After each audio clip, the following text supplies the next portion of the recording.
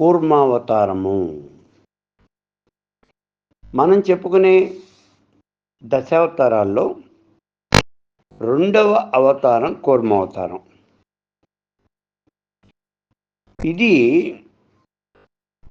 మానవుడి యొక్క ఈ పరిణామ దశ.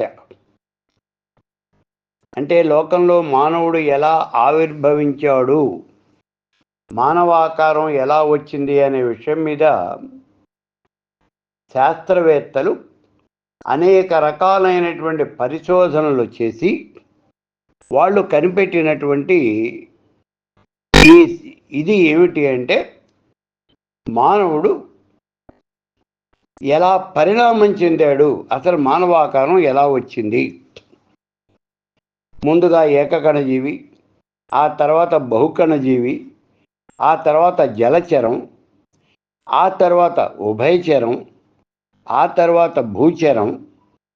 ఈ భూచరాల్లో నుంచి పశువులు, పక్షులు ఇలా ఒక్కొక్క దాని నుంచే మారుకుంటూ వచ్చి ఏప్సు, గిబ్బన్లు, ఒరాంగుటాన్లు, చింపాంజీలు, క్రోమనియాన్ మానవుడు. ఐదవది ఈ మానవుడి యొక్క ఆకారం. ఆ మానవుడిని క్రోమనియాన్ మానవుడు అని అన్నారు ఆ రోజుల్లో. అంటే ఈ జీవ పరిణామంలో ఏప్సు, గిబ్బన్లు, ఒరాంగుటాన్లు, చింపాంజీలు, ఐదవది మానవుడు. అది కూడా క్రోమనియాన్ మానవుడు. ఆ రోజుల్లో కొద్దిగా వంగి నడిచేవాడు.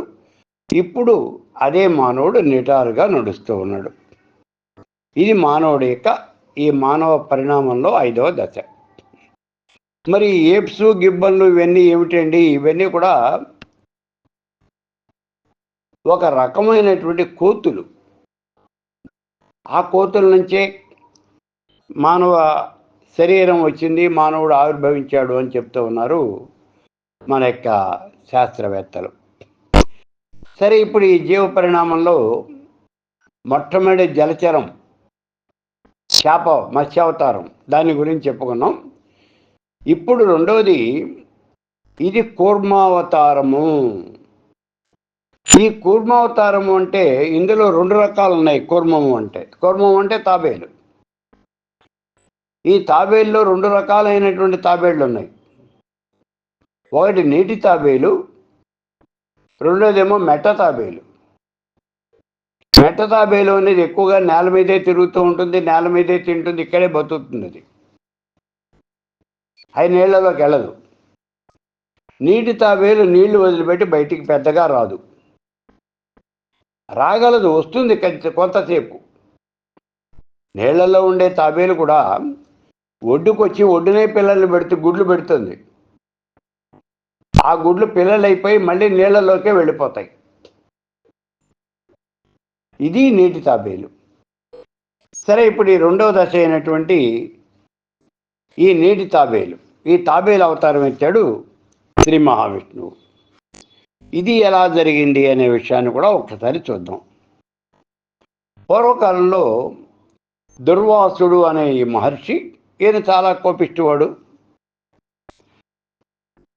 ఈయన ఋషీశ్వరుడు కాబట్టి దేశ సంచారం చేస్తూ అలా తిరుగుతూ ఉన్నాడు. అలా తిరుగుతూ ఉన్నటువంటి సమయంలో ఒక చోట ఒక విద్యాధర కన్య, ఆవిడ తారసపడింది ఈ మహర్షికి. ఆవిడ మహర్షికి నమస్కరించి ఒక మంచి పూలమాల, సువాసనలు వెదజల్లేటటువంటి పూలమాల ఒకటి పట్టుకొచ్చి మహర్షి మెళ్ళో వేసి మహర్షికి సాష్టాంగ దండ ప్రణామాలు ఆచరించి వెళ్ళిపోయింది. సరే, మహర్షి ఆ మాలని మెళ్ళో వేసుకుని నడుస్తూ ఉన్నాడు, అలా వెడుతూ ఉన్నాడు. అలా పోతూ ఉండగా కొంత దూరం వెళ్ళేటప్పటికీ ఇంద్రుడు ఐరావతం మీద వస్తూ ఎదురుపడ్డాడు. అదే దోవలో ఇంద్రుడు ఐరావతం మీద ఎక్కి వస్తూ ఉన్నాడు. ఎంతైనా ఇంద్రుడు దేవరాజు, త్రిలోకాధిపతి. మరి ఆయనకి నమస్కారం చేయటం అనేది పద్ధతి కదా. దుర్వాసుడు ఇంద్రుడికి నమస్కారం చేశాడు. ప్రతిగా ఇంద్రుడు కూడా దుర్వాసుడికి నమస్కారం చేశాడు. ఇంద్రుడేమో ఐరావతం మీద ఉన్నాడు, ఏనుగు మీద ఎక్కున్నాడు. దుర్వాసుడు నేల మీద నడుస్తూ ఉన్నాడు. ఇలా నడుస్తూ ఉన్నటువంటి ఈ దుర్వాసుడు తన మెడలో ఉన్నటువంటి ఆ పూలమాలను తీసి ఇంద్రుడికి బహుమానంగా ఇచ్చాడు. ఇంద్రుడి మీదకి విసిరేశాడు. ఇంద్రుడు ఆ మాలను తీసుకున్నాడు. అయితే ఇప్పుడు ఆ మాలను ఏం చేయాలి? దుర్వాసుడు వెళ్ళిపోయాడు. ఇప్పుడు వెళ్ళిపోతూ ఉన్నటువంటి ఈ సమయంలో చూడండి, దుర్వాసుడు ఏమో ఈ మాలని ఇంద్రుడి మీదకి విసిరాడు. ఈ మాలని ఏం చేయాలి? తాను మెళ్ళ వేసుకోవాలా? తాను మెళ్ళ వేసుకోవాలి అంటే అంతకుముందే దీన్ని దుర్వాస మహర్షి తన మెళ్ళో ధరించాడు కదా. ఒక మానవుడు ధరించినటువంటి మాలను మళ్ళీ తాను ధరించాలా? చిన్న అనుమానం వచ్చింది. దుర్వాసుడు ఎంత గొప్ప ఋషి అయినప్పటికీ మానవుడేగా. మరి మానవుడు ధరించినటువంటి మాలని తాను ధరించాలా? ఇలా అనుమానం వచ్చి ఆ మాలను మెళ్ళ వేసుకోకుండా ఏనుగు కుంభస్థల మీద అక్కడే పెట్టాడు దాన్ని. అది మంచి సువాసనలు వెదజల్లుతోంది ఆ పూలమాల. ఆ పుష్పముల యొక్క వాసన ఏనుగు పసిగట్టింది. చూడండి ఎంత ఘుమఘుమలాడుతూ ఉన్నాయో ఆ పూలు. ఏనుగుకి ఆ వాసన అందింది. వెంటనే తొండాన్ని పైకి చాపి ఇంద్రుడు తన యొక్క కుంభస్థలం మీద పెట్టిన ఆ పూలమాలను తీసుకుంది. తీసుకున్న తర్వాత అది ఏనుగు జంతువు, దానికి ఏం తెలుసు? అది ఆ పూలమాలని నేల మీద బారేసింది. నేల మీద పడేసి కాళ్ళతో తొక్కేసింది. చూశాడు దుర్వాసుడు.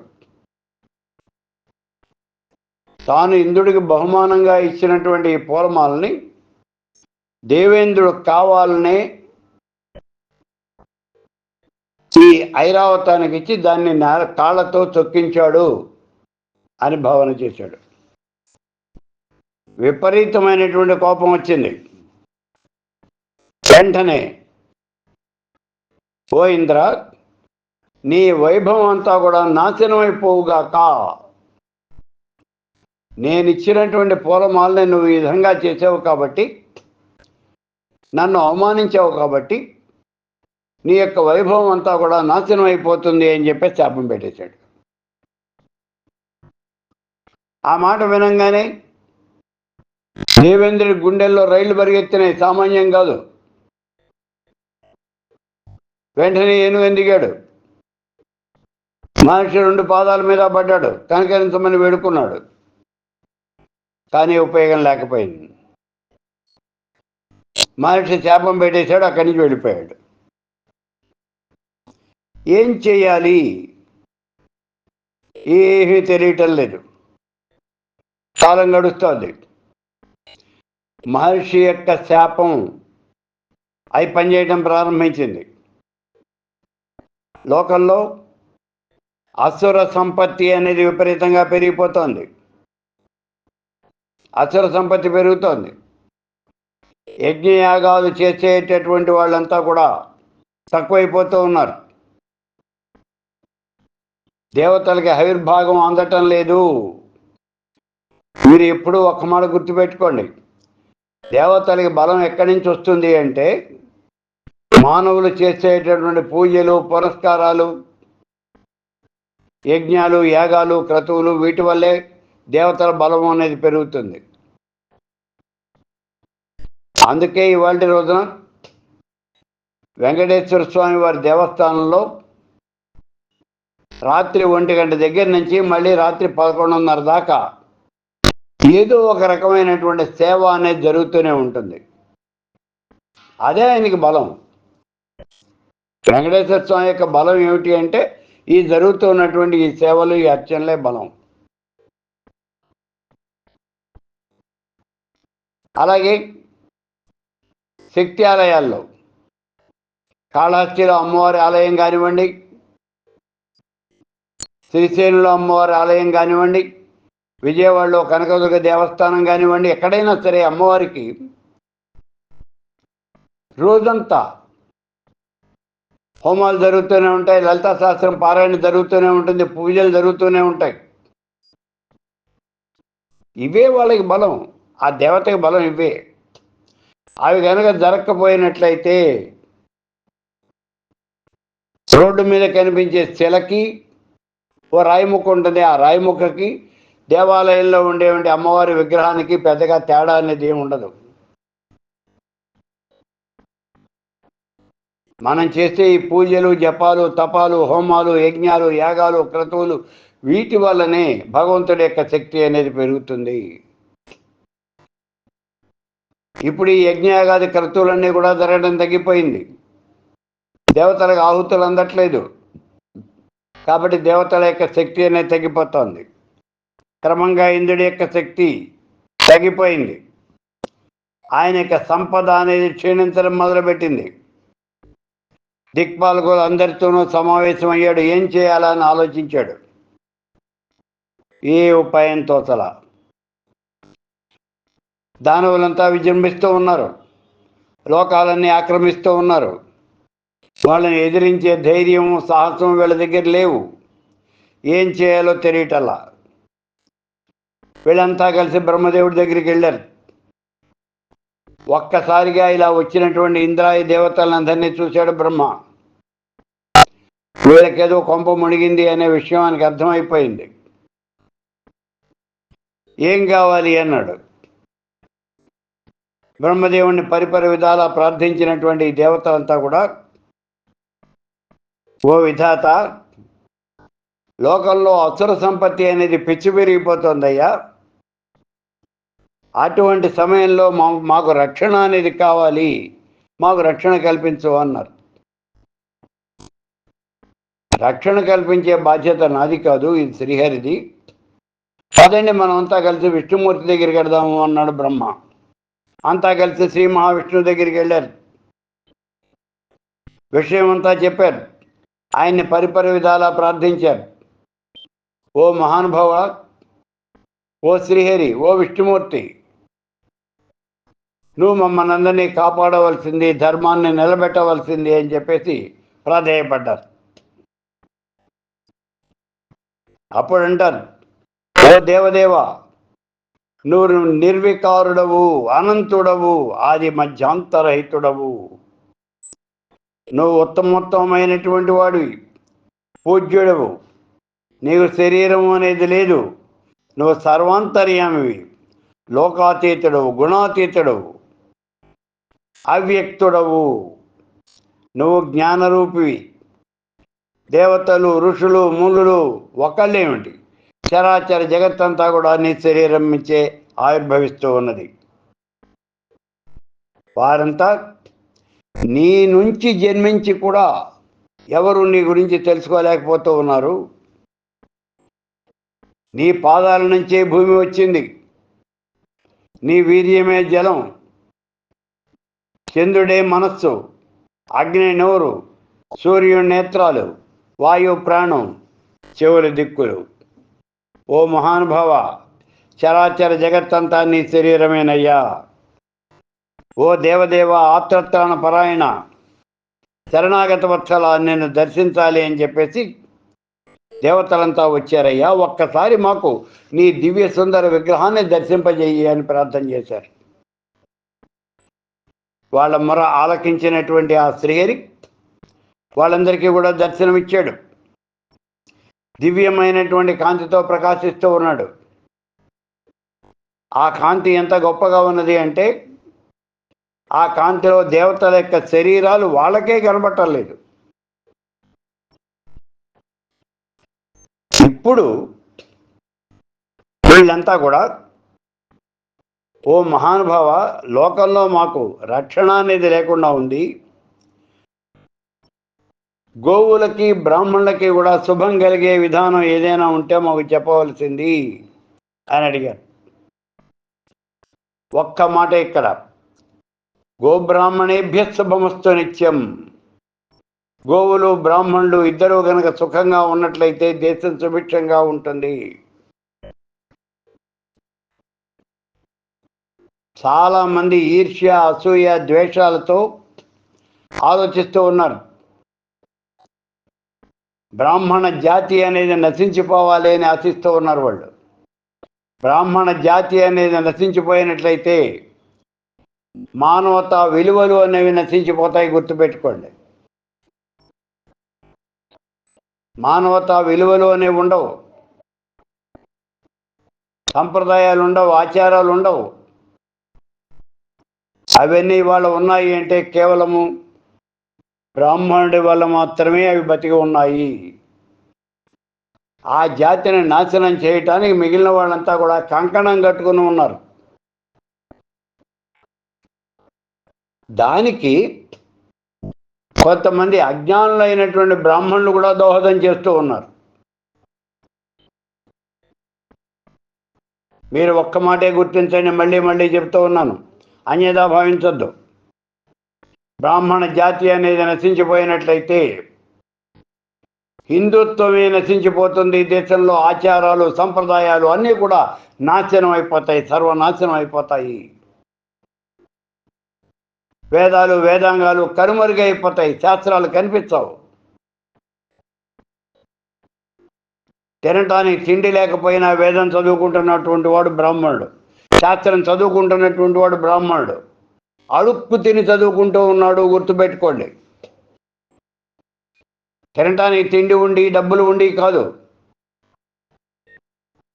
భిక్షాటన చేసి వేదాలు చదువుకుంటున్నాడు.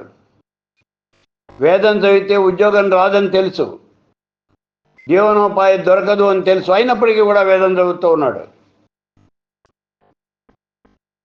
అటువంటి బ్రాహ్మణుడు నాశనం అయిపోతే వేద వాంగ్మయం నాశనం అయిపోతుంది, గుర్తించండి. సరే, ఇక్కడ గోవులకి బ్రాహ్మణులకి కూడా రక్షణ కల్పించే మార్గం ఏదైనా ఉంటే చెప్పు అని అడిగారు. వీళ్ళ ప్రార్థన ఆలకించినటువంటి శ్రీహరి, ఓ దేవతలారా, మీ క్షేమం కోసం ఒక్క మాట చెప్తాను వినండి. మీరంతా వెళ్ళి ఇప్పటికిప్పుడే దానవులతో సంధి అనేది చేసుకోండి. అలా సంధి చేసుకున్న తర్వాత దేవదానవులు ఇద్దరూ కూడా కలిసి క్షీరసాగర మథనం చేయండి. క్షీరసాగరంలో గడ్డి, తీగెలు, ఔషధాలు అన్నీ వేయండి. మందరగిరిని కవ్వంగా చేయండి. వాసుకిని తాడుగా చేసుకోండి. దేవతలు ఒకవైపు, దానవులు ఒకవైపు పట్టుకుని ఆ సాగరాన్ని మధించండి. మీకు అంతా శుభమే జరుగుతుంది, వెళ్ళండి అన్నాడు. విష్ణుమూర్తి యొక్క మాటలు విన్నటువంటి దేవతలంతా కూడా ఆయనకి నమస్కారం చేశారు. ముందు దానవుల దగ్గరికి పోయి వాళ్ళని తీసుకురావాలి. దానవుల దగ్గరికి పరిగెత్తారు. అప్పుడు దానవరాజు ఎవరు అంటే బలి చక్రవర్తి. ఎవరి బలి చక్రవర్తి? ప్రహ్లాదుడు. ప్రహ్లాదుడి యొక్క కుమారుడు విరోచనుడు. ఆ విరోచనుడి యొక్క కుమారుడే బలిచక్రవర్తి. ముల్లోకాలు జయించాడు, స్వర్గాధిపత్యాన్ని కూడా పొందాడు ఈ బలిచక్రవర్తి. అటువంటి బలిచక్రవర్తి రాజ్యం చేస్తూ ఉన్నాడు. ఆయన రాజ్యంలోకి వెళ్ళారు, ఆయన సభాస్థలికి వెళ్ళారు. వీళ్ళంతా కూడా విషయం అంతా చెప్పారు. మీరు, మేము అంటే దేవదానవులు ఇద్దరూ కలిసి క్షీరసాగర మథనం చేద్దాం, అందులో నుంచి వచ్చే ప్రతిదీ కూడా చెరిసగం తీసుకుందాము అని వాళ్ళతో ఒక సంధి చేసుకున్నారు. సరేను అన్నాడు బలిచక్రవర్తి, ఒప్పుకున్నాడు. ఇప్పుడు దేవదానువులు ఇద్దరూ కూడా క్షీరసాగర మథనం చేయాలి అని సిద్ధపడ్డారు. వీళ్ళిద్దరూ కూడా మందరగిరి దగ్గరికి వచ్చారు ముందు, ఎందుకంటే దాన్ని కవ్వంగా తీసుకురావాలి. ఆ మందర పర్వతాన్ని పెకలించేశారు. ఇలా పెకలించేటటువంటి ఈ క్రమంలో అనేక మంది దేవతలు, రాక్షసులు దాని కింద పడి చచ్చుకున్నారు. దేవతలు పోయారు, రాక్షసులు పోయారు. ఆ సమయంలో మళ్ళీ శ్రీహరి వచ్చాడు అక్కడికి. మరణించినటువంటి వాళ్ళందరినీ కూడా పునర్జీవితులుగా చేశాడు. ఆ పర్వతాన్ని సముద్రం దగ్గరికి తీసుకురావాలి. ఈ గరుత్మంతుడు ఆయన ఈ మందర పర్వతాన్ని సముద్రం దగ్గరికి తీసుకొచ్చాడు. అప్పుడు దీన్ని కవ్వంగా చేసుకుని ఈ పర్వతాన్ని వాసుకుని తాడుగా చేశారు. ఆ మందర పర్వతాన్ని చుట్టేశారు. అటు ఇటు పట్టుకున్నారు. తలవైపు దానవులు పట్టుకున్నారు, తోకవైపు ఏమో దేవతలు పట్టుకున్నారు. సముద్ర మథనం చేద్దాము అని మొదలుపెట్టారు. పర్వతం చాలా బరువుగా ఉంది, క్షీరసాగరంలో మునిగిపోతోంది. అడుగున ఏ రకమైన ఆధారము లేదు, ఏం చేయాలో తెలియటం లేదు. దాన్ని నిలబెట్టడానికి దేవదానువులు విశ్వ ప్రయత్నం చేశారు, ఫలించరా.